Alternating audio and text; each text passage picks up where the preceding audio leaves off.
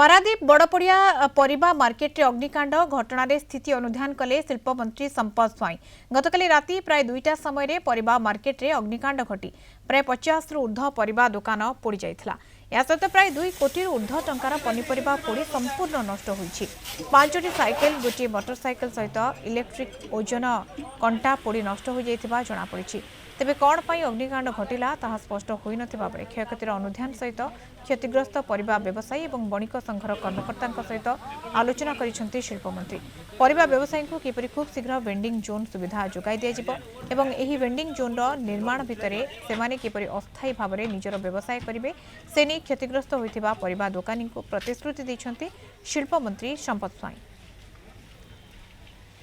प्राय लाख टंकार पाखापाखि आलू पियाज अदा रसुण बड़ी खटा थुआथुई करदेकी जाइली राति 11:30 घर को गली घरे खाई रेस्ट नहीं 1:30 2टा राति खबर आइला जब दुकान पड़ी जाइए आसी पहुँचे तो मोर दुकान पर मालपत्र किसी ना आगुरी एमती बहुत थर भी चेयरमैन को भी कहुई बणिक संघ को कहुई किसी गोटे चिरस्थायी करा जाऊ तो बर्तमान देखा गले जनका 2 लाख लक्ष 1.5 लाख यही टाइप हम प्राय कोटी टका पाखापाखि माल नष्ट भस्ट हो व्यवसायी मानकर प्रभुत क्षति कोटी कोटी टंकार क्षति